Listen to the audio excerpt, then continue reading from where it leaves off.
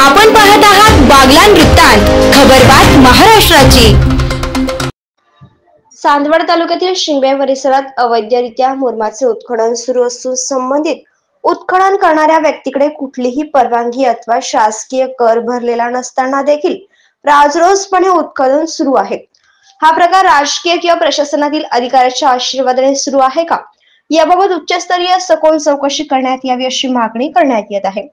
दरम्यान रविवार दिनांक 29 सुट्टी तसेच काल सोमवार दिनांक 30 रोजी अशा 2 दिवसात पोकलेन मशीनच्या सहाय्याने उत्खनन करत अगणित डंपर मुरमाशी चोरटी वाहतूक करण्यात आली। ही बाब महसूल यंत्रणेच्या निदर्शनास आणून दिली असता खडबडून जागे झालेल्या प्रशासनाने काल सोमवार दिनांक 30 रोजी दुपारी 3:30 वाजता चलन दिले असल्याची माहिती मिळाली।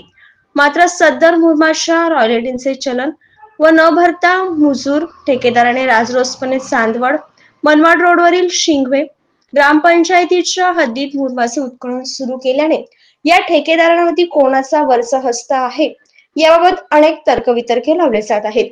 ही गंभीर बाब महसूल प्रशासनाच्या निदर्शनास आणून दिल्यानंतर महसूल प्रशासन काय कारवाई करते हे बघणे उत्सुकतेचे ठरणार आहे। बागलाण वृत्तांत न्यूजच्या प्रतिनिधीने चांदवड येथील तहसीलदार यांना समक्ष भेटून त्यांना सदरच्या प्रकरणाबद्दल विचारले असता त्यांनी सदर प्रकार हा प्रसार माध्यमांच्या निदर्शनास आणून दिला असून या गंभीर प्रकाराचाही तात्काळ दखल घेत मंडळ अधिकाऱ्यांना चौकशीचे आदेश दिले आहेत, असे चांदवडचे तहसीलदार मंदार कुलकर्णी यांनी सांगितले आहे।